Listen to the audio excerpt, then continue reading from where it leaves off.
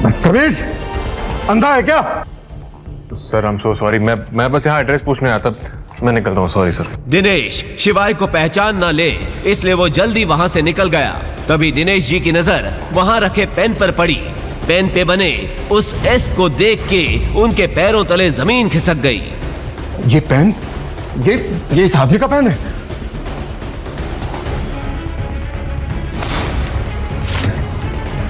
Mister शिवाय 3 साल से कहाँ थी?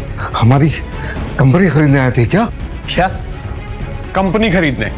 उस आदमी को देख के आपको ऐसा लगता है कि वो एक समोसा भी खरीद सकता है? द रियलिटी इज कि वो मेरी फ्रेंड नंदिनी का हस्बैंड है। कोई काम वाम नहीं है उसके पास, तो मैंने सोचा उसे कुछ काम दे दूं। तो आपने उसको डांट दिया तो वो चला गया यहाँ से। तुम्हारा दिमाग खराब हो गया यश। इस पेन को देख रहे हो, इस निशान को देख रहे हो? ये निशान उन्हीं लोगों का होता है जिनके पास। कुछ कहते कहते दिनेश जी रुक गए, मगर ये सब सुनकर अब यश की भी हालत खराब हो गई। उसने अपने चाचा के चेहरे पर ऐसा डर पहली बार देखा था। सर आप किसकी बात कर रहे हैं? आप शिवाय को क्या समझ रहे हैं? मैडम, क्या आप सचमुच नहीं जानते कि आपके हस्बैंड कौन है? मैं समझ नहीं पा रहा हूँ कि मैं आपको ये बात बताऊं भी या नहीं। इसका मतलब शिवाय सर उज्जैन में है, कुछ बड़ा होने जा रहा है। मुझे अपनी टीम को अलर्ट करना पड़ेगा। मैडम, ये लीजिए शिवाय सर का पेन। दिनेश जी की बातें सुनकर नंदिनी की हालत खराब हो गई। आखिर मतलब क्या है इन सब बातों का? कौन है ये शिवाय? दिनेश अंकल तो एक्स आर्मी में हैं, वो उससे क्यों डर रहे हैं? नंदिनी घबराई हुई वहां से घर पहुंची और गुस्से से बोली, शिवाय कौन हो तुम? मैं तुम्हारा पति शिवाय महेश्वरी। बकवास बंद करो। ये पेन और इस पर बना ये निशान, क्या मतलब है इसका? तुम्हारे वहां से जाने के बाद इस पेन और इस निशान को देखकर दिनेश जी पसीना पसीना हो गए। हो कौन तुम, बताओ मुझे। ये पेन तो मुझे वो बंदर छाप धंत-मंजन के साथ फ्री में मिला था। ये तो मैंने यूज भी आज पहली बार किया है। ऐसा भी तो हो सकता है कि दिनेश जी ने इस पेन पर बने निशान को कुछ और समझ लिया हो। वरना तुम ही बताओ नंदिनी, अगर ये पेन इतना जरूरी होता तो क्या मैं उसे वहां छोड़कर आता? क्या नंदिनी मान जाएगी शिवाय की ये बात? कैसे एक पेन को देखकर बड़े आदमी के छूट गए पसीने? क्या यही है वो पेन जो लाएगा शिवाय का राज सबके सामने? जानने के लिए डिस्क्रिप्शन में दी गई लिंक पर क्लिक करें और डाउनलोड करें पॉकेट FM ऐप। तभी नंदिनी को किसी का फोन आ गया और वो वहां से चली गई। अगली शाम नंदिनी की कॉलेज रीयूनियन पार्टी थी। Hi hi Nandini, you are looking so pretty. पर ऐसी भी क्या जल्दी थी कि तू ज्वेलरी पहनना भूल गई? ओप्स, सो सॉरी, मैं तो भूल ही गई थी। तेरा पति तुझे चप्पल तक दिला नहीं सकता तो नेकलेस तो दूर की बात है। खैर देखो, मेरे पति ने कल रात ही मुझे 3 करोड़ की नेकलेस गिफ्ट की है। सही लग रही है ना?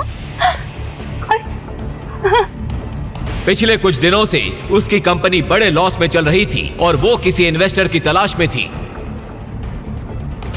इस पार्टी में उसका अमीर क्लासमेट देव भी आया था, जो कॉलेज के दिनों में उस पर लाइन मारता था। उसने सोचा क्यों ना वो देव से ही कंपनी में इन्वेस्टमेंट करा लेगी। हाय देव। तभी उसका पति शिवाय बुके लेकर वहां आ गया। अंदर क्लब की भीड़ में शिवाय की आंखें नंदिनी को ढूंढ रही थी। जब उसने नंदिनी को एक कोने में वाइन पीते देखा, वो तुरंत दौड़कर उसके पास गया। नंदिनी उसे देखते ही नाराज हो गई। तुम यहाँ क्या कर रहे हो और ये क्या गंदे से कपड़े पहनकर आए हो? चप्पल पहनकर आ गए हो तुम? होटल वालों ने अंदर आने कैसे दिया है तुम्हें? नंदिनी, तुम अपना ये फोन भूल थी घर पर, मैं ये लौटाने आऊं तुम्हें। और ये बुके क्या है सब कुछ? तुम शायद भूल रही हो कि आज हमारी शादी की 3री सालगिरह है, इसलिए आज मैं तुम्हें अपने बारे में कुछ बताने आया हूं।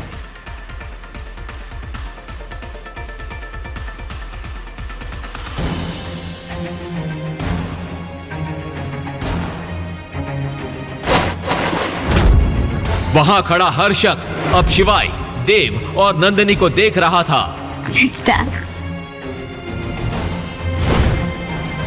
नंदिनी, बस एक बार मेरी बात सुन लो, मैं तुम्हें सारा सच बता दूंगा। ये फूल देख रहे हो? तुम्हारी औकात इन फूलों की तरह है मेरी जिंदगी में। निकल जाओ यहाँ से, दफा हो जाओ। नंदिनी चलो मेरे साथ। अरे क्या बवाल कर रखा है यार। नंदिनी बेबी रिलैक्स, तुम्हारा पति नकार है, मैं नहीं। बोलो कितना पैसा चाहिए, 1 करोड़, 2 करोड़ या 10 करोड़? देव, तुम मेरी मदद करोगे? ऑफ कोर्स करूंगा, आफ्टर ऑल तुम मेरी दोस्त जो हो।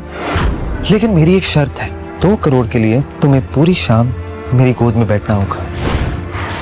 10 करोड़ के लिए तुम्हें अपनी 1 रात मेरे नाम करनी होगी। बोलो मंजूर है?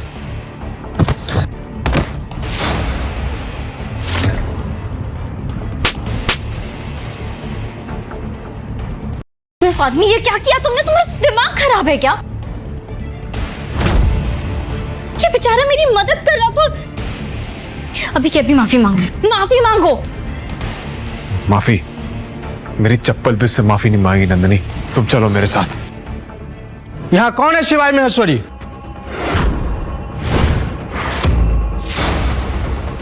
मैं हूं शिवाय महेश्वरी, और अगर मरना नहीं चाहते तो निकल जाओ यहां से अपने चंडू मंडू को लेकर।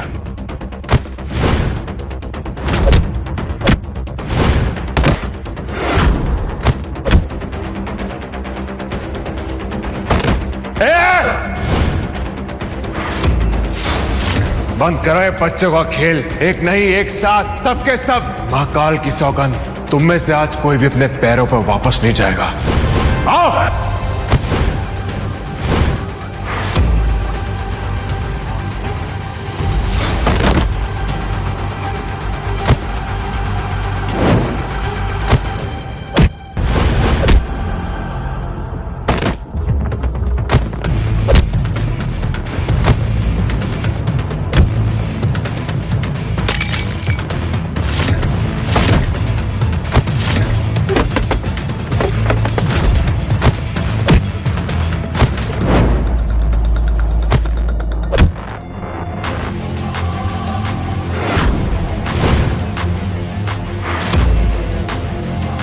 हेडशॉट, ये कैसी पलटन भेजी तूने? सबके सब माचिस के तिल्ली की तरह ढेर हो गए।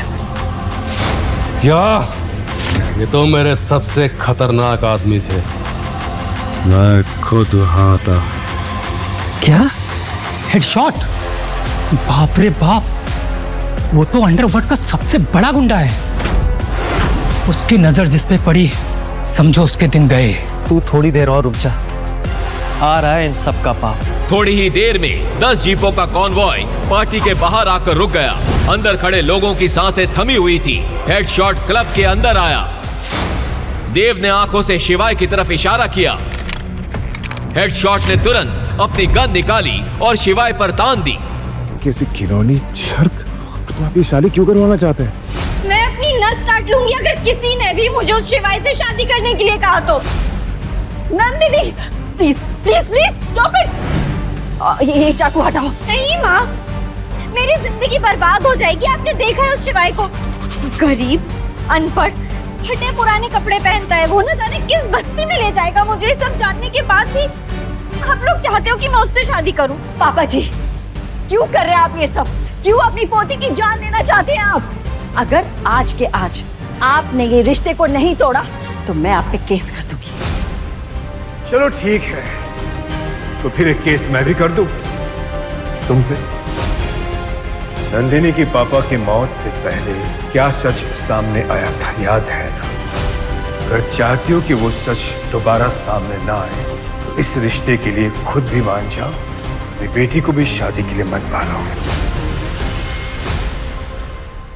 बुढ़ा पागल हो गया है, 101 लड़कों के रिश्ते ठुकरा चुका है। लगता है ये बुढ़ा ना अपनी पोती की शादी होने ही नहीं देगा।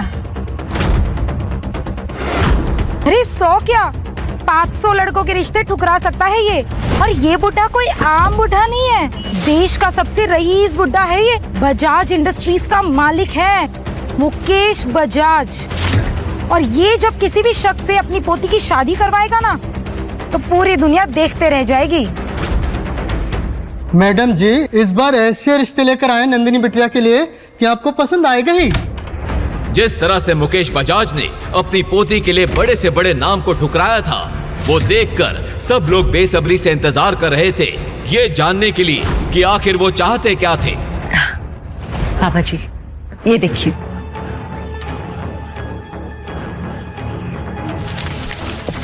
ये ऐसे लड़के ढूंढ के लाए हो मेरी पोती के लिए। Get out! पापा जी, क्या आप मेरी बेटी को जिंदगी भर कवारी रखना चाहते हैं?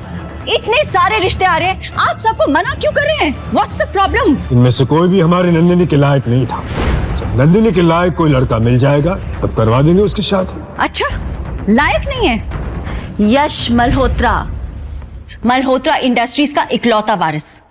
उसके पहले जो लड़का आया था वो अगले ही महीने क्रिकेट टीम का कैप्टन बनने वाला है, और उसके पहले जो आया था वो लड़का हमारे प्रधानमंत्री का भतीजा था।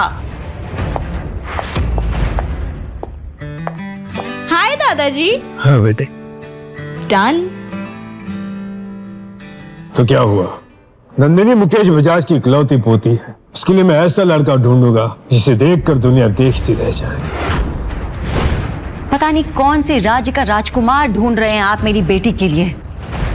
तुझ में अक्ल है या नहीं है? नहीं मालिक। 1000 रुपए का जूता खराब कर दिया। सफेद जूते पे कोई काला पॉलिश करता है? माफ कर दीजिए मालिक, गलती तो इंसान से होती है ना। गलती कर रहा है, ऊपर से जबान भी लड़ा रहा है।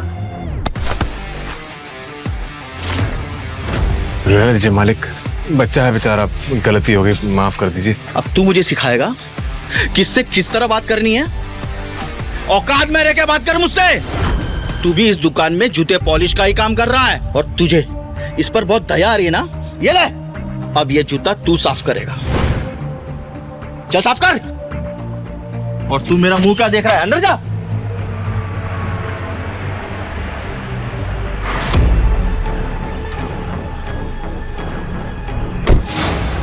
मुकेश जी, आप यहाँ क्या सेवा कर सकता हूँ? मिस्टर शिवाय, मैं मुकेश बजाज, शहर की सबसे बड़ी कंस्ट्रक्शन कंपनी बजाज कंस्ट्रक्शन का मालिक। आप प्लीज मेरी पोती नंदिनी से शादी कर लीजिए। जी, मगर आप ऐसा क्यों करना चाहते हैं? और आपकी पोती मुझ जैसे बूट पॉलिश वाले से शादी क्यों करेगी? मैं सबके सामने ये सब नहीं बता सकता। अब प्लीज मेरे साथ में आइए। शिवाय, मुझे पता है कि असल में तुम कौन हो, और ऐसे फुट पॉलिश वाले बनकर क्यों रहते हो? क्या? लेकिन आपको ये सब, बाकी का सब कुछ इसमें लिखा हुआ है।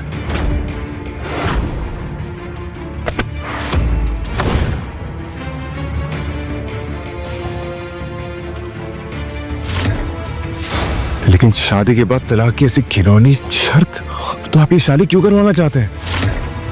और आपको मेरे बारे में सब कैसे पता? शादी के बाद तुम्हें सब पता चल जाएगा।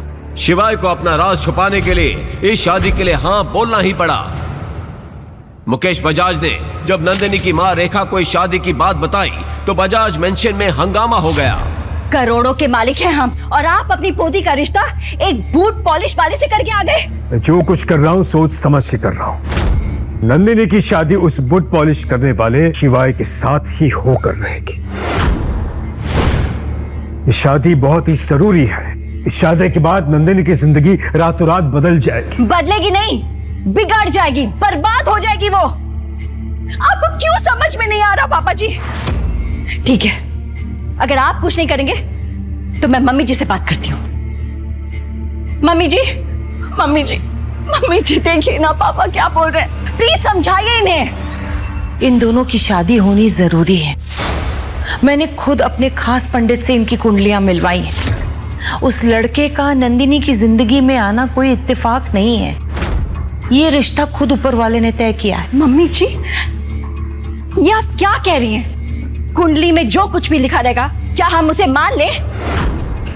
ठीक है, अगर आप भी मेरा साथ नहीं देंगी तो कोई बात नहीं, मैं अकेले ही अपनी बेटी को इस शादी से बचा के रहूंगी। मैं अपनी नस काट लूंगी अगर किसी ने भी मुझे उस शिवाय से शादी करने के लिए कहा तो। Nandini, please please please stop it. ऐसा मत कर। Stop it, stop it, please कुछ मत करना। ये चाकू हटाओ। नहीं माँ, मेरी जिंदगी बर्बाद हो जाएगी। आपने देखा है उस शिवाय को, गरीब, अनपढ़, फटे पुराने कपड़े पहनता है वो, ना जाने किस बस्ती में ले जाएगा मुझे। सब जानने के बाद भी आप लोग चाहते हो कि मैं उससे शादी करूं? नहीं नहीं नंदिनी, तुम्हें कहीं नहीं जाना पड़ेगा। शादी के बाद शिवाय यहीं पर रहेगा हमारे साथ में। तुम्हें अपने ऐशो आराम छोड़ने की कोई जरूरत नहीं है। नहीं, मैं फिर भी उससे शादी नहीं करूंगी। और अगर दादाजी ने मेरे साथ जबरदस्ती की तो मैं अपनी जान ले लूंगी। स्टॉप इट, एक मिनट, मैं समझाती हूँ। पापा जी, क्यों कर रहे हैं आप ये सब? क्यों अपनी पोती की जान लेना चाहते हैं आप? अगर आज के आज आपने ये रिश्ते को नहीं तोड़ा तो मैं आप पे केस कर दूंगी। चलो ठीक है, तो फिर एक केस मैं भी कर दूं तुम पे। नंदिनी की पापा की मौत से पहले क्या सच सामने आया था याद है ना? अगर चाहती हो कि वो सच दोबारा सामने ना आए तो इस रिश्ते के लिए खुद भी मान जाओ, अपनी बेटी को भी शादी के लिए मनवा लो। मुकेश बजाज की इस एक चेतावनी ने रेखा का मुंह ऐसा बंद किया कि वो नंदिनी को अपने साथ लिए वहां से चली गई। ये सब क्या चल रहा है? वक्त आने पर रेखा को सब कुछ बता दूंगा, पहले शादी तो हो जाए। अब इस शादी को कोई नहीं रोक सकता था। शादी का सच बिना जाने रेखा और नंदिनी को हाँ करनी ही पड़ी। शादी का दिन नजदीक आ रहा था, पर अब तक नंदिनी शिवाय से एक भी बार नहीं मिली थी। ये बात शिवाय को अंदर से खाए जा रही थी। कल हमारी शादी है, लेकिन हमारे बीच अब तक ठीक से बात तक नहीं हुई है। ना वो मेरे फोन का जवाब देती है, ना मेरे मैसेजेस का रिप्लाई करती है। ऐसे लगता है जैसे नंदिनी मुझे अपनाना ही नहीं चाहती है। एक बार शादी हो जाने दो, नंदिनी तुम्हें अपना लेगी। आप कहना क्या चाहते हैं? आपने तो कहा था कि नंदिनी ये शादी अपनी मर्जी से कर रही है, लेकिन आपकी बातें सुनने के बाद लग रहा है कि आप उसके साथ जबरदस्ती कर रहे हैं। जबरदस्ती कर रहा हूं तो क्या? ये मेरे और मेरी पोते के बीच का मामला है, तुम बीच में मत पड़ो। मुकेश जी, आप शायद भूल रहे हैं कि मुझे अपनाना आपके परिवार की मजबूरी होगी, लेकिन मैं मजबूर नहीं हूं। अच्छा, इतना एटीट्यूड? ठीक है, तोड़ दो शादी, लेकिन फिर मैं भी लोगों को बता दूंगा कि तुम बुट पॉलिश करने वाले नहीं हो, पर असल में तुम कोई और ही हो। मुकेश बजाज ने ऐसा जाल बुना था कि कोई भी उससे बच नहीं पाया था।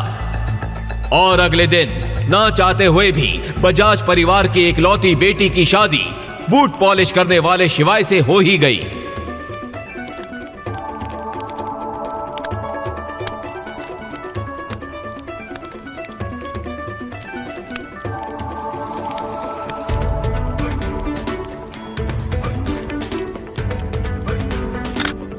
अब तो बता दीजिए, आप क्यों चाहते रहे हम दोनों को इस रिश्ते में बांधना? बताइए कि मेरी जिंदगी बर्बाद करके क्या हासिल हुआ है आपको? बेटा, इस शादी मैंने इसलिए करवाई क्योंकि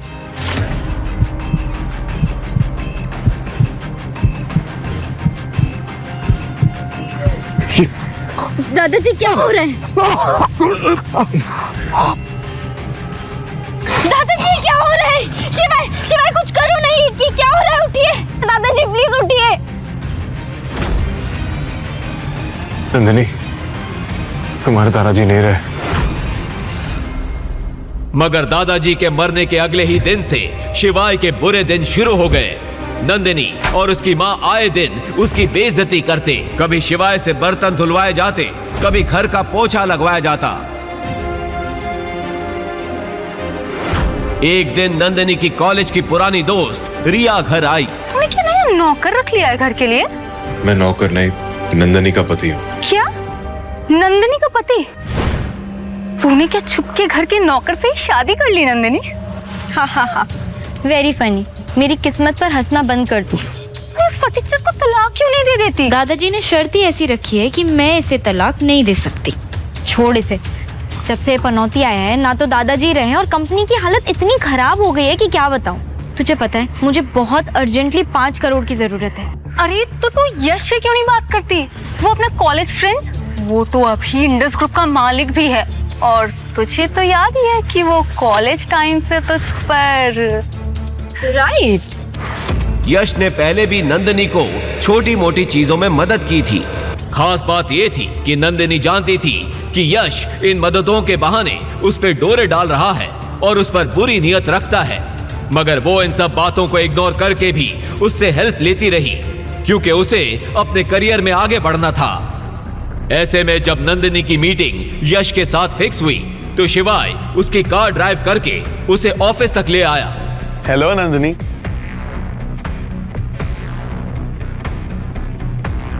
इतनी देर कैसे लग गई तुम्हें? सब ठीक तो है? All okay? यहाँ all okay. I am so sorry, मैं ट्रैफिक में फंस गई थी। कोई बात नहीं, इट्स ओके। कम। वैसे ये कौन है तुम्हारा ड्राइवर? मैं नंदिनी का पति शिवाय। हो पति, husband. Hi, I am sorry शिवाय, एक्चुअली मुझे पता नहीं था। वैसे तुम करते क्या हो? क्या बिजनेस है तुम्हारा? वो दरअसल मेरे पास काम नहीं है। मैं दरअसल ज़रा पढ़ा लिखा नहीं हूँ तो। ये गरीब फटीचर को नंदिनी जैसी लड़की मिल गई, वाह। खैर मेरे लिए तो अच्छा ही है। अब इसे जाल में फंसाने के लिए बस थोड़े से पैसे फेंकने की जरूरत है। अरे कोई बात नहीं, मैं नंदिनी के लिए इतना तो कर ही सकता हूँ। वैसे हमारी कंपनी में एक जगह खाली है, बताओ करोगे काम? डोंट वरी, तुम नंदिनी के हस्बैंड हो, मैं तुम्हें अच्छा काम ही दूंगा। Oh shit, I am so sorry Nandini, मेरी एक अर्जेंट मीटिंग है, मुझे जाना होगा। मैं तुमसे कल मिलता हूँ। बाय।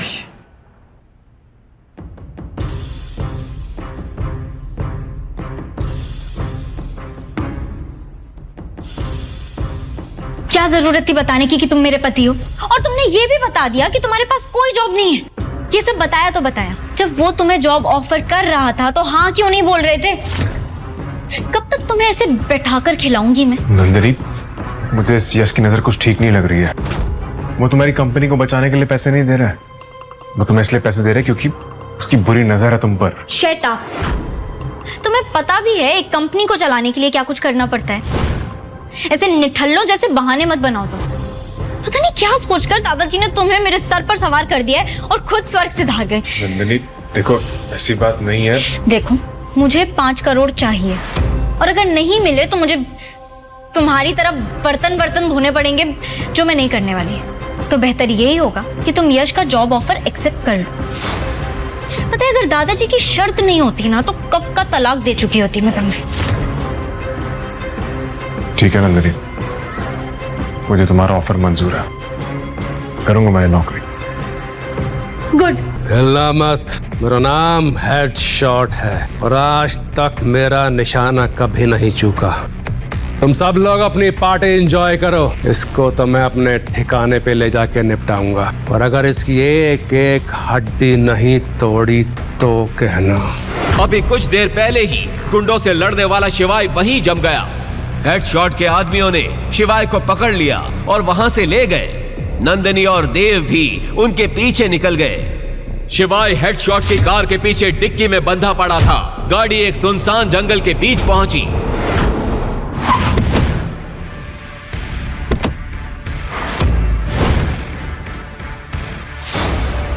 जैसे ही उन्होंने डिक्की खोली, सबके चेहरे का रंग उड़ गया। शिवाय वहां से गायब था।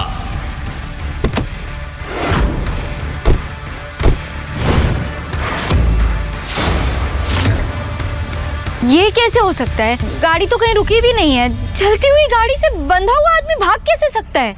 तभी हेडशॉट की नजर वहां पड़े एक पेन पर गई। उसे देखते ही उसके चेहरे का रंग सफेद पड़ गया। ये पेन उसका है क्या? हाँ, वो भिकमंगा इसी से पेपर साइन करता है। तुम लोग जानते भी नहीं हो कि तुम लोगों ने क्या किया है। तुम लोगों ने तो मुझे मरवा ही दिया। मेरा सारा का सारा धंधा खत्म हो जाएगा। अगर तुम भी अपनी जान बचाना चाहते हो तो जल्दी से जल्दी कहीं जाकर छुप जाओ, क्योंकि अब तुम लोग भी नहीं बचने वाले हो। अवंतिका को यहां से इज्जत के साथ बाहर ले जाओ और गाड़ी में बिठाओ, शिवाय ने हेडशॉट से कहा।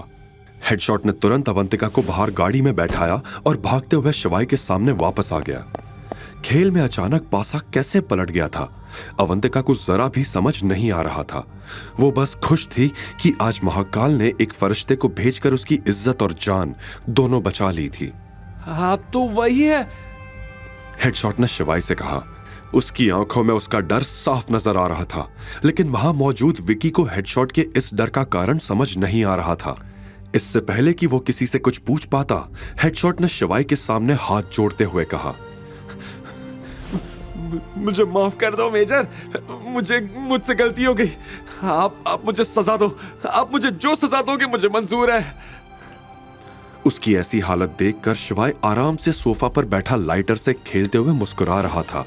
ये वही लाइटर था जो हेडशॉट ने 5 साल पहले उस लड़ाई के बाद देखा था, जिसमें मेजर ने अंडरवर्ल्ड किंग को हराया था।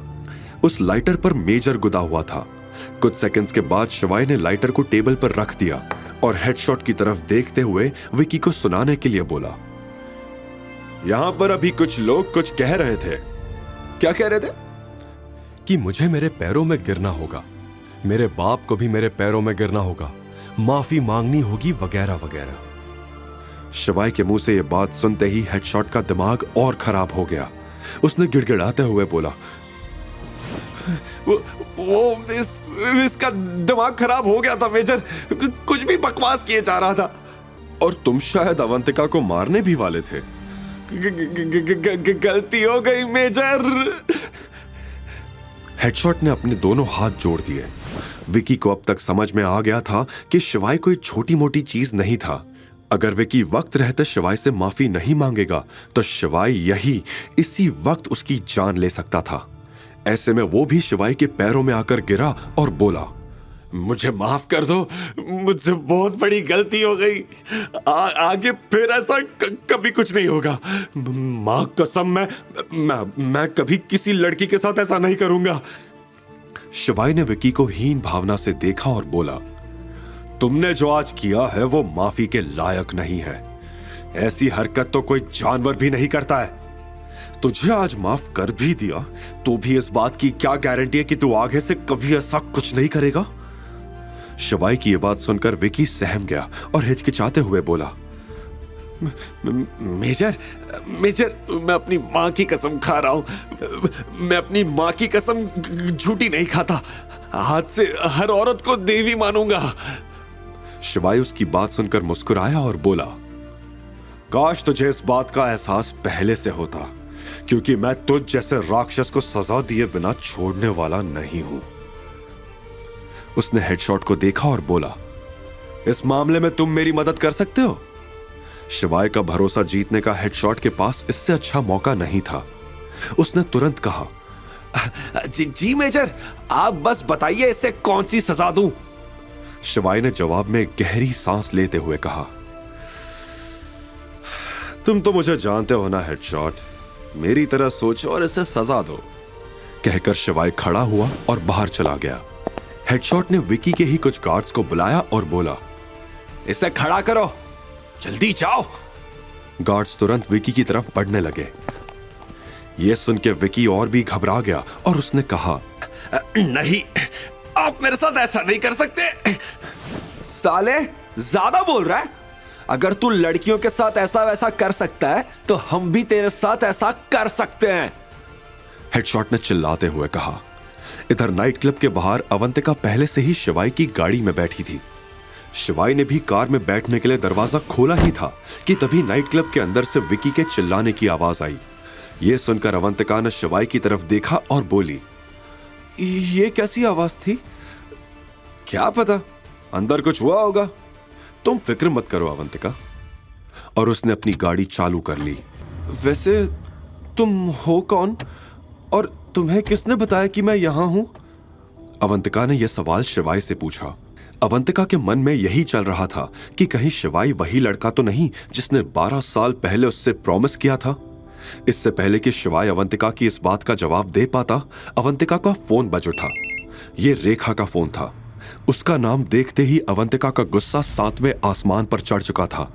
फिर भी अवंतिका ने फोन उठाया और उधर से रेखा ने कहा, बेटा, मैंने बस यही पूछने के लिए फोन किया था कि तू अभी विकी के साथ ही है ना? उसका यह सवाल सुनते ही अवंतिका भभक उठी और चिल्लाते हुए बोली, आप जैसी औरत मैंने अपनी जिंदगी में नहीं देखी। मैं आपकी बात मान के यहाँ आई और यहाँ आकर मुझे पता चला कि आपने मुझे उस हैवान को बेच दिया है। यह सुनते ही रेखा का भी पारा गर्म हो गया।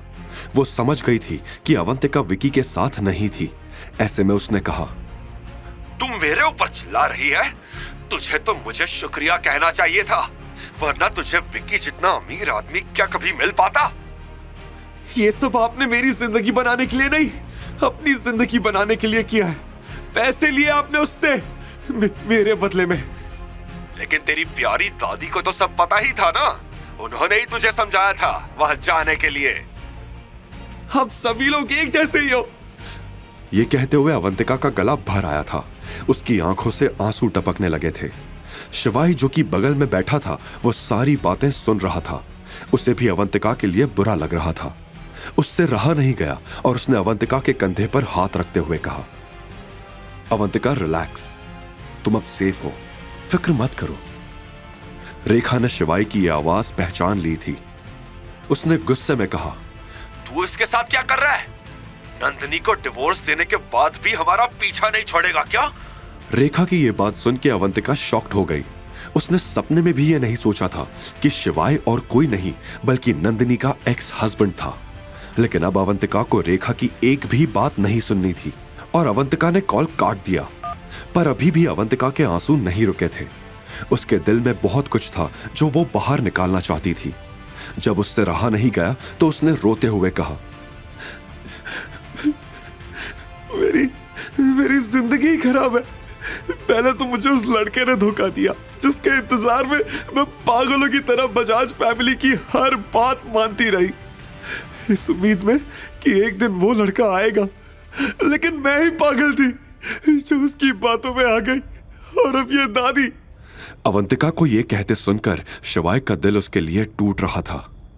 उसने अवंतिका की तरफ देखते हुए कहा, महाकाल जो भी करते हैं अच्छे के लिए ही करते हैं, वो तुम्हारा बुरा कभी नहीं करेंगे। शिवाय ने समझाया और अवंतिका को अपने आंसू पोंछने के लिए रुमाल दे दिया। उसने शिवाय से रुमाल लिया और अपने आंसू पोंछने लगी। अब अवंतिका भी थोड़ी शांत थी। उसने पहले एक नजर शिवाय को देखा और फिर एक गहरी सांस लेते हुए बोली, आई एम सॉरी, मैंने तुम्हें ठीक से थैंक यू तक नहीं बोला। आज तुम टाइम पर नहीं आते तो मेरी जिंदगी बर्बाद हो जाती। अच्छा, लेकिन मुझे तो लग रहा था कि मुझे आने में काफी देर हो गई। बीते 3 सालों को याद करके शिवाय ने धीमी आवाज में कहा। अवंतिका शिवाय की बात सुन नहीं पाई। उल्टा उसने शिवाय से पूछा, तुम वही हो ना जिसकी बातें ऑलमोस्ट पूरे शहर में होती है, निकम्मा हस्बैंड, राइट? सॉरी, एक्चुअली लोग तुम्हारे बारे में यही कहते हैं, लेकिन मुझे तो तुम कहीं से भी निकम्मे नहीं लगे। बल्कि तुम जैसा हस्बैंड किसी लड़की को मिल जाए तो उसकी जिंदगी जन्नत हो जाए। यह सुनकर शिवाय शर्मा गया और उसने एक नजर अवंतिका पर डाली। फिर बात का रुख मोड़ते हुए अवंतिका ने वो सवाल पूछा जो वो जानने के लिए बेसब्र थी। और तुम्हें कैसे पता चला कि मुझे विकी के पास भेज दिया गया है? तुम्हारे किसी रिश्तेदार को बात करते हुए सुन लिया था। अब मैडम, अगर आपके सारे सवाल खत्म हो गए हो तो क्या मैं खुद सवाल पूछ सकता हूं? अवंतिका यह सुनकर शिवाय की तरफ देखने लगी। तुम ठीक हो ना अवंतिका? शिवाय की आवाज में हल्की चिंता थी। अवंतिका ने धीरे से हां में सिर हिला दिया। वैसे तुम रहती कहां? तुम्हें कभी बजाज मैंशन में देखा नहीं। हॉस्टल में? हॉस्टल में क्यों? और कोई ऑप्शन भी तो नहीं है, अवंतिका ने कहा। शिवाय ने उसे 1 सेकंड के लिए देखा और बोला, तुम्हारा मन नहीं होता उस जगह को छोड़कर किसी अच्छी जगह पर रहने का? मन तो मेरा काफी चीजों का होता है, लेकिन बजाज फैमिली ने मुझे मेरे मन की कभी करने ही नहीं दी। और तो और मुझे बचपन से अपना बर्थडे तक मनाने नहीं दिया गया। रेखा आंटी का कहना है कि मैं जब से पैदा हुई हूं उस दिन से उनके परिवार को ग्रहण लगे हुए हैं। मैं उनके परिवार के लिए श्राप हूं। शिवाय ने यह सुनकर एक पल के लिए अवंतिका को देखा और बोला, तुमने कभी अपना बर्थडे सेलिब्रेट नहीं किया? अवंतिका ने ना में सिर हिला दिया। उसकी आंखों में उसकी उदासी साफ नजर आ रही थी। यह देखकर शिवाय ने एक गहरी लंबी सांस ली और कहा,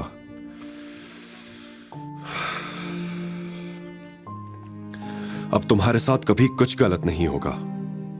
शिवाय ने मन ही मन अवंतिका से वादा करते हुए कहा। कुछ देर के बाद दोनों अवंतिका के हॉस्टल पहुंच चुके थे।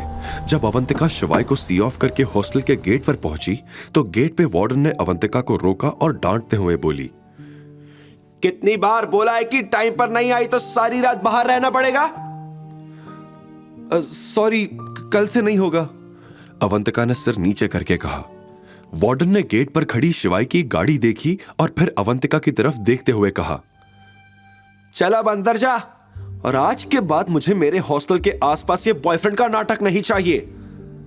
कार में बैठे शिवाय को ये सारी आवाजें सुनाई दे रही थी।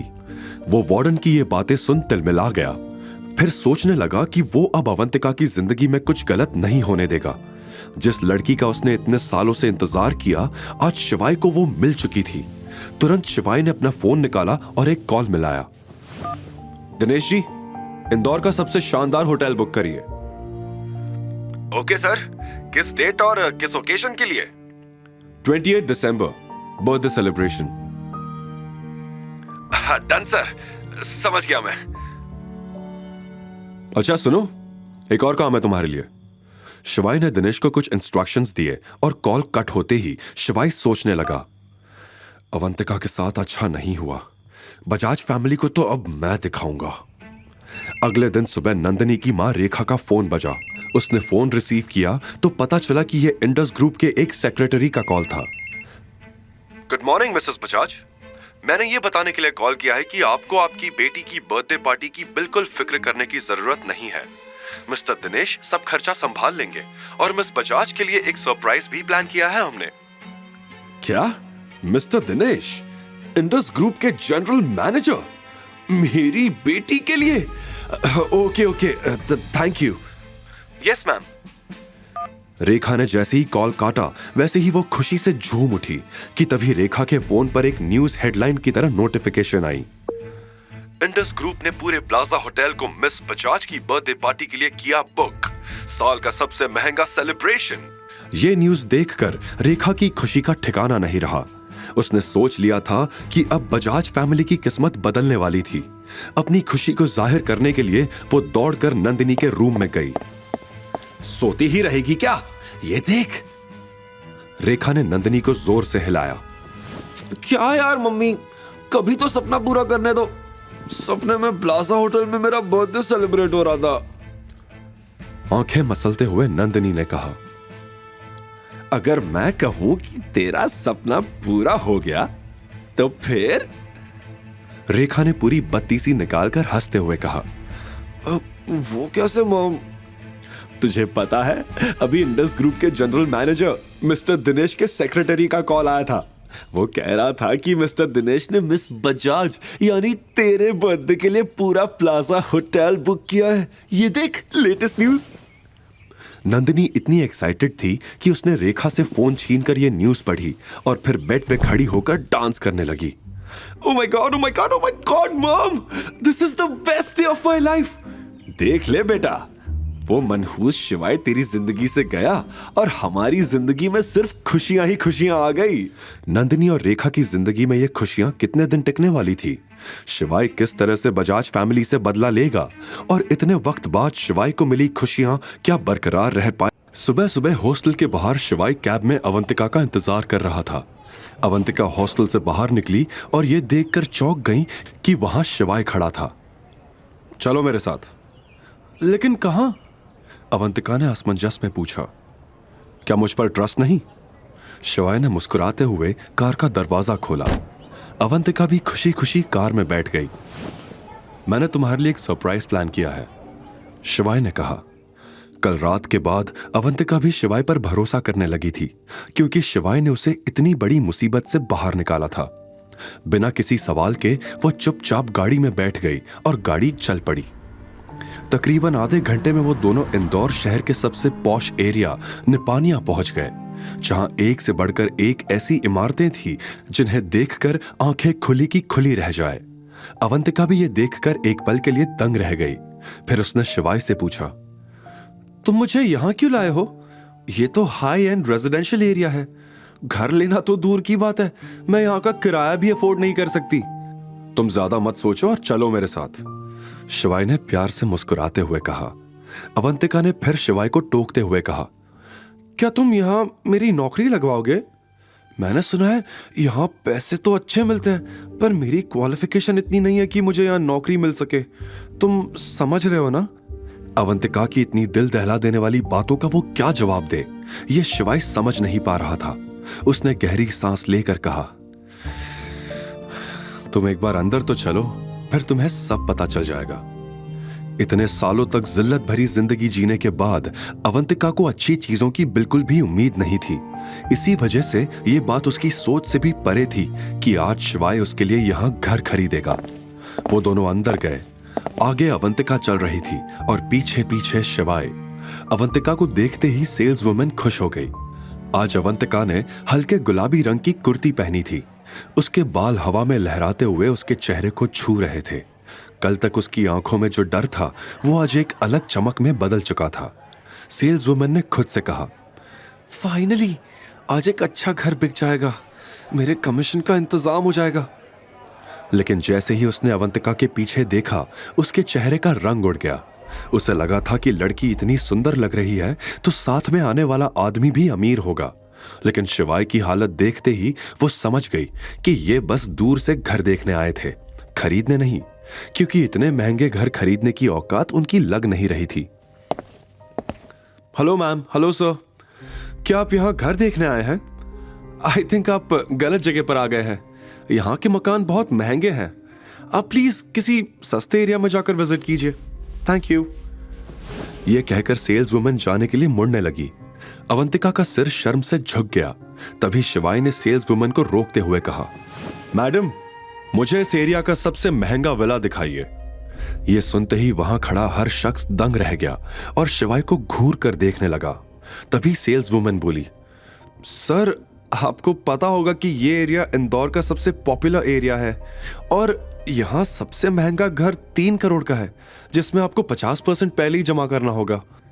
सेल्स वुमन की यह बात सुनते ही शिवाय ने कहा, तो क्या, जो भी है मैं खरीदूंगा, मुझे घर दिखाओ।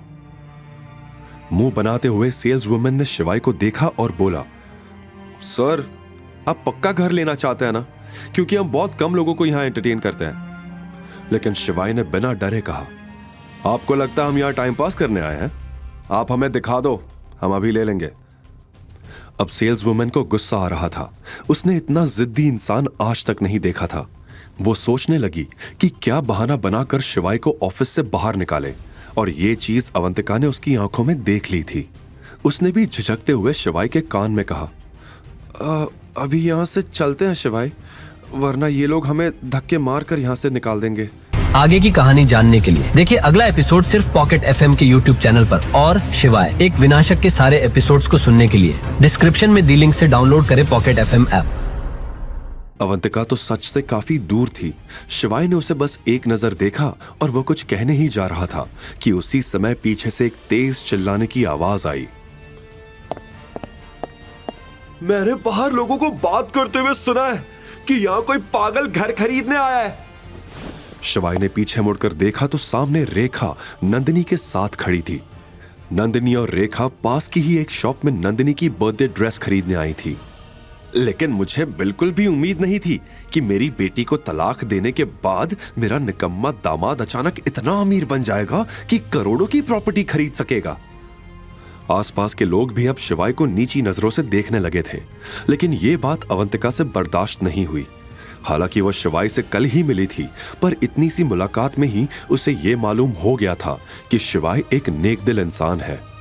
इसी वजह से उसने दांत पीसते हुए रेखा को जवाब दिया, तमीज से बात करो, अब ये तुम्हारी बेटी का पति नहीं है। अवंतिका को अपने बचाव में बोलते देख शिवाय का दिल भर आया, और शायद ये पिछले 3 साल में पहली बार हुआ था कि कोई उसके लिए भी सोचने लगा था। वो बहुत प्यार से अवंतिका को देखने लगा। ओहो, देखो तो ये भी है।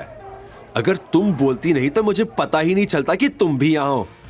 तुम दोनों एक साथ, ये कब हुआ? लो देख लो सब इस बेशरम को। मेरी बेटी के तलाकशुदा पति के साथ अब ये गुलछर्रे उड़ा रही है। बगल में खड़ी नंदिनी भी चिल्ला पड़ी, माँ बेटी एक जैसी ही निकली। इसकी माँ ने मेरे पापा को फंसाया था और इसने मेरे पति को फंसा लिया। अपनी मां के बारे में सुनते ही अवंतिका का चेहरा उतर गया। उसकी आंखों में आंसू आ गए। शिवाय ने अवंतिका के आंसू देखकर तुरंत कहा, नंदिनी, पहले तो मैं तुम्हारा हस्बैंड नहीं, एक्स हस्बैंड हूं। और अवंतिका तुम्हारी जैसी नहीं है जो लड़कों के पीछे पैसों के लिए भागे। मुझे तो तुम माँ बेटी की हरकतों से लगता है कि अवंतिका की माँ नहीं बल्कि आप दोनों बेशर्म हो। शिवाय को भी अपना फेवर लेते देख अवंतिका ने पहली बार एक अलग सा कॉन्फिडेंस महसूस किया। उसे ऐसा लगा मानो अब उसे किसी का डर नहीं और अब वो शिवाय के साथ पूरी दुनिया जीत सकती थी। अच्छा, तो अब ये 2 कौड़ी की लड़की तुम्हारे लिए इतनी जरूरी हो गई कि तुम हमसे लड़ रहे हो? यह सुनते ही शिवाय को बहुत गुस्सा आया, लेकिन अवंतिका के कोमल हाथों ने उसे रोक लिया। आज शायद अगर अवंतिका उसे नहीं रोकती तो वो सारी हदें पार कर देता। How impressive! अच्छा हुआ मैंने तुम्हें डिवोर्स दे दिया। तुम्हारे जाते ही इंडस ग्रुप के जनरल मैनेजर ने इंदौर का सबसे महंगा होटल मेरे बर्थडे के लिए बुक किया है। अब समझे तुम कितने मनहूस थे मेरे लिए। ये कहते हुए नंदिनी और रेखा जोर जोर से हंसने लगी। अगल बगल खड़े लोग नंदिनी को घूरने लगे। ये खबर फ्रंट पेज पर थी, इसलिए सब जानते थे कि इंडस ग्रुप ने पूरा प्लाजा होटल मिस बजाज की बर्थडे पार्टी के लिए बुक किया है। पर वो लड़की नंदिनी थी, ये देखने के बाद वहां खुसुर फुसुर होने लगी। क्या कहा तुमने? इंडस ग्रुप के मैनेजर ने होटल बुक किया है, वो भी नंदिनी तुम्हारे लिए? नहीं तो क्या अवंतिका के लिए किया है? नंदिनी चिल्लाकर बोली। शिवाय ने दिनेश को अवंतिका के लिए प्लाजा होटल बुक करने के लिए कहा था, जो हो भी गया था। लेकिन शिवाय ने दिनेश से यह भी कहा था कि ऐसा कंफ्यूजन पैदा करे जिससे नंदिनी और रेखा को लगे कि यह पार्टी नंदिनी के लिए रखी गई है। शिवाय इस वक्त अपनी आइडेंटिटी रिवील नहीं करना चाहता था, वो बस सही मौके का इंतजार कर रहा था और इसके लिए अवंतिका की बर्थडे पार्टी से अच्छा मौका और कोई हो ही नहीं सकता। अवंतिका, चलो यहां से। मुझे नहीं लगता इनके पास कोई अच्छा घर होगा भी, हम कहीं और देखते हैं। शिवाय इतना बोलकर अवंतिका के साथ वहां से जाने लगा, लेकिन रेखा अब शिवाय को इतनी आसानी से जाने नहीं देना चाहती थी, इसलिए उसने टोकते हुए कहा, फटीचर आदमी, अगर मैं तुम्हें यहां घर खरीदने का मौका दे भी दूं तो भी तुम यहां कुछ नहीं ले पाओगे। और तुम कह रहे हो कि यह जगह बेकार है। अगर औकात है तो घर लेकर दिखाओ यहां। मैं शर्त लगाती हूं कि तुम एक दरवाजा भी नहीं खरीद पाओगे। इस समय वहां खड़ा हर शख्स शिवाय पर हंस रहा था। बगल में खड़ी सेल्स वुमन भी शिवाय को घूर रही थी कि तभी शिवाय ने रेखा की तरफ देखा। तुम्हें लगता है कि मैं अमीर होने का नाटक कर रहा हूं? शिवाय ने भौहें चढ़ाते हुए कहा। अगर नहीं कर रहे तो खरीद लो ना 3 करोड़ का मकान। रेखा भी चिढ़ते हुए बोली। शिवाय को अब बहुत गुस्सा आ रहा था। उसने अवंतिका का हाथ छोड़ा और तमतमाते हुए प्रॉपर्टी डीलिंग ऑफिस से बाहर निकलकर अपनी कार में जाकर बैठ गया। देखा, मुझे पता था ये फटीचर यही करेगा। डर और शर्मिंदगी से अवंतिका को भी यहीं छोड़ गया। ले देख ले अवंतिका, किस यूजलेस इंसान के साथ थी तू। अवंतिका भी समझ नहीं पा रही थी कि आखिर शिवाय उसे छोड़कर गाड़ी की तरफ क्यों चला गया। उसने सिर झुकाया और खुद भी ऑफिस से बाहर जाने लगी कि तभी शिवाय एक ब्रीफकेस के साथ उसके सामने आकर खड़ा हो गया। कहां जा रही हो अवंतिका? अपना नया घर नहीं खरीदोगी? इतना कहते ही उसने अवंतिका को एक छोटी सी स्माइल दी और वापस अंदर ले गया। फिर उसने सेल्स वुमन के सामने 3 करोड़ रुपए रख दिए। इस वक्त सबका मुंह खुला का खुला रह गया। आखिर इतने पैसे शिवाय के पास आए कहां से? रेखा तो नोटों से भरा बैग देखकर वहीं चक्कर खाकर गिर पड़ी और नंदिनी रेखा की हालत देखकर घबरा गई, मगर रेखा बेहोश होने का दिखावा कर रही थी। मैं अभी के अभी पूरी पेमेंट कैश में करूंगा और तुम्हारा उसमें कोई कमीशन नहीं होगा। यह तुम्हारे लिए सबक है ताकि तुम आगे किसी से भी बदतमीजी करने से पहले 100 बार सोचो। शिवाय ने गुस्से से सेल्स वुमन से कहा। अवंतिका भी यह सारा मंजर देखकर चौंक गई। उसने पीछे से शिवाय की शर्ट की स्लीव्स कसकर पकड़ ली। शिवाय समझ गया था कि अवंतिका डरी हुई है, इसलिए उसने उसके हाथ पर अपना हाथ रखते हुए उसे फौरन शांत किया। नंदिनी वहीं खड़ी होकर यह सब देख रही थी। उसे बहुत जलन हो रही थी। तो मेरा शक सही निकला, तुम दोनों का अफेयर चल रहा है। ओ गॉड अवंतिका, मुझे लगता था कि तुम थोड़ी तमीजदार लड़की हो, पर मैं गलत थी। तुम्हें भी डोरे डालने के लिए मेरा ही पति मिला था। और शिवाय, डिवोर्स के समय मुझे तुम्हारे लिए बुरा लग रहा था। मैं तुम्हारी नौकरी लगवाना चाहती थी, पर तुम भी डिस्गस्टिंग निकले। अब मेरा मुंह मत देखो, आओ और मेरी मां को उठाओ। अगर यह पहले की बात होती तो शिवाय तुरंत दौड़कर रेखा को उठाता, लेकिन अब मामला बदल चुका था। शिवाय ने नंदिनी के कहने पर भी रेखा को इग्नोर कर दिया और रजिस्ट्री अवंतिका के नाम करवाने लगा। तभी वहां खुशी से भागते हुए मैनेजर आया और पूछने लगा कि किसने खरीदा वो मकान, जल्दी बताओ। सेल्स वुमन ने डरते हुए शिवाय की ओर इशारा किया, इन्होंने सर। लेकिन जैसे ही मैनेजर ने शिवाय की ओर देखा, वो बौखला गया और गुस्से से बोला, यह क्या मजाक है? इसकी हालत देखकर लगता भी है कि यह 3 करोड़ का मकान ले पाएगा। पक्का इसने ये पैसे चोरी किए हैं। जल्दी पुलिस को फोन लगाओ और इसे पकड़ कर रखो, ये कहीं जाने ना पाए। Call the police now. इतना सुनते ही अवंतिका के पैरों तले जमीन खिसक गई और बगल में खड़ा शिवाय भी शॉक्ड हो गया। अब क्या होगा शिवाय के साथ? क्या सच में उसे चोरी के इल्जाम में पुलिस ले जाएगी? अवंतिका कैसे बचाएगी शिवाय को इस मुसीबत? आप सही बोल रहे हैं, जरूर इसने ये सब कहीं से चोरी किया होगा, वरना कल तक तो ये हमारे टुकड़ों पर पलता था और एक ही दिन में इतने पैसे कहां से आ गए बताओ? मैनेजर की पुलिस को बुलाने की धमकी सुनकर रेखा झट से खड़ी हो गई और तुरंत आग में घी डालते हुए उसने ये कहा। यह बात सुनकर मैनेजर का शक यकीन में बदल गया। उसने शिवाय से पूछा, मैं फिर आपसे पूछ रहा हूं, क्या सच में ये सारे पैसे आपके हैं या नहीं? शिवाय को मैनेजर की यह बात बिल्कुल पसंद नहीं आई। उसने जवाब में कहा, अगर पैसे मैं लेकर आया हूं और मेरी ही कार से लाया हूं तो ये बिल्कुल मेरे ही है। और आप ये कैसे कह सकते हैं कि ये पैसे मेरे नहीं है? आप बिना जाने मुझ पर शक कैसे कर सकते हैं?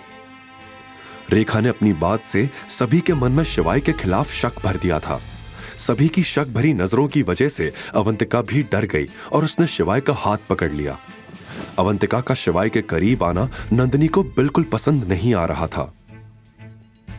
आपके पास इन पैसों का कोई रिकॉर्ड नहीं है और जैसा कि इन्होंने बोला, उस हिसाब से आपके पास इतने पैसे होना नामुमकिन है।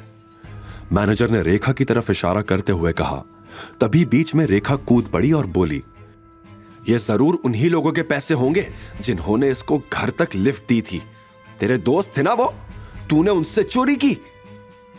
अब मैनेजर को रेखा की बातों पर यकीन हो चुका था, क्योंकि उसकी नजर में भी शिवाय एक मामूली आदमी ही लग रहा था जो इतने पैसे रखने के काबिल नहीं था।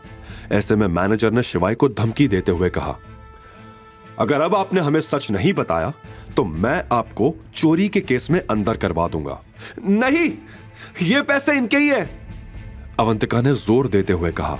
लेकिन रेखा ने उसकी बात को तुरंत काटा और बोली, तो खुद हमारे टुकड़ों पर पलती है और आज एक लड़का मिला तो भूल गई खुद की सच्चाई। इस बात का अवंतिका कोई जवाब नहीं दे पाई। इन सभी बातों के बीच मैनेजर किसी के साथ फोन पर बात करने चला गया। कुछ ही सेकंड्स के बाद वो वापस आया और बोला, मैंने पुलिस को बुला लिया है, कुछ ही देर में वो आ रही हैं। इसी बीच शिवाय ने अपना फोन निकालकर दिनेश को कॉल करना चाहा, लेकिन तभी उसे पता चला कि उसके फोन की बैटरी डेड थी। यह गलती नहीं करनी चाहिए थी तुम्हें, शिवाय ने मैनेजर से कहा। मैनेजर उसकी बात सुनकर बस मुस्कुरा रहा था। कुछ ही देर बाद पुलिस भी आ गई। पुलिस को देखकर अवंतिका घबरा गई। जैसे ही शिवाय को पुलिस ले जाने लगी, वैसे ही अवंतिका मैनेजर के पास दौड़ी। प्लीज, मैं आपके सामने हाथ जोड़ती हूं, शिवाय को बचा लीजिए प्लीज। शिवाय को यह देखकर गुस्सा आया। उसने दूर से चिल्लाया, नहीं अवंतिका, यहां किसी से मदद मांगने की जरूरत नहीं है। ये सब पछताएंगे, महाकाल की कसम पछताएंगे।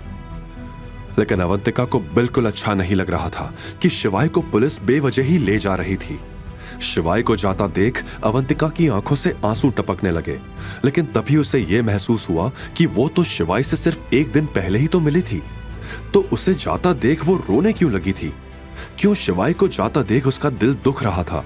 यह नजारा देखकर रेखा और नंदिनी आपस में हंसने लगी और वहां से निकल गई। उधर पुलिस शिवाय को अपने साथ ले आई थी। इंटेरोगेशन रूम में शिवाय टेबल की एक तरफ चेयर पर बैठा था और दूसरी तरफ एक हाई रैंक ऑफिसर रवि बैठा था। उसकी उम्र 40 साल के करीब थी। उसके चेहरे से लीडरशिप क्वालिटी साफ झलक रही थी। ऑफिसर के पीछे 2 कांस्टेबल्स भी खड़े थे। अगर तू मुझे सब सच सच बता देगा तो हो सकता है मैं तुझे जाने दूं, लेकिन अगर मुझसे होशियारी करने की कोशिश की तो सालों के लिए अंदर डाल दूंगा। अब बता, कहां से पैसे चुराए तूने? मुझे पता है किसी के पास से भी इतने अमाउंट में कैश देखकर कोई भी उसे चोर ही समझेगा, लेकिन मैं आपको सच बता रहा हूं, ये पैसे मेरे हैं। तुझे अपनी जान प्यारी नहीं है क्या? जेल में जाने का शौक है? मैं आपको सब सच ही बता रहा हूं। आपने इंडस ग्रुप का नाम तो सुना ही होगा। वही कंपनी ना जो दुनिया की सबसे बड़ी कंपनीज में से एक है। जी हां, मैं उसका चेयरमैन हूं। जैसे ही शिवाय ने यह बात कही, वैसे ही पहले तो दोनों कांस्टेबल्स हंसने लगे। शिवाय, जो कि सीरियसली अपनी बात बता रहा था, वो भी हैरान हो गया कांस्टेबल्स का चेहरा देखकर। तभी ऑफिसर ने हाथ से इशारा करके दोनों को चुप रहने के लिए कहा और शिवाय से बोला, तू होश में तो है? देख, अगर इस बारे में झूठ बोलेगा तो अभी अंदर कर दूंगा। शिवाय ने जवाब में कहा, अगर आपको मेरी बात पर यकीन नहीं होता तो इंडस ग्रुप में कॉल करके आप पूछ लीजिए। इतनी बड़ी कंपनी का नंबर हमारे पास कैसे हो सकता है?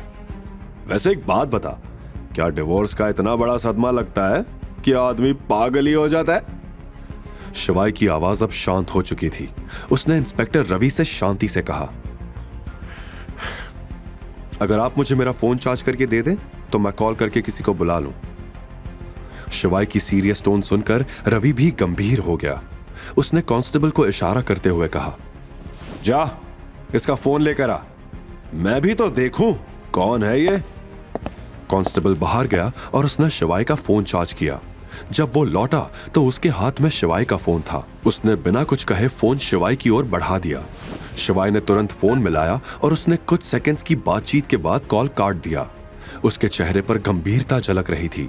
बिना किसी झिझक के उसने फोन टेबल पर रख दिया। तभी पुलिस स्टेशन में अवंतिका एक छोटा सा बैग लिए अंदर आई।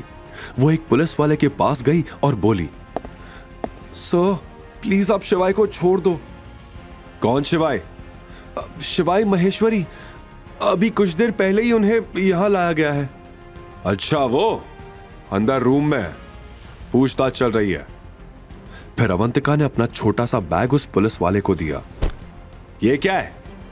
चौंकते हुए उस पुलिस वाले ने पूछा। उसने बैग खोलकर देखा तो पता चला कि उसमें कुछ पैसे थे। ठीक है, आप वहां बैठो, मैं बताता हूं, और इस बैग को अपने पास रखिए। पुलिस वाले ने बैग को वापस अवंतिका को देते हुए कहा। अवंतिका बैग लेकर दूर किसी बेंच पर जाकर बैठ गई।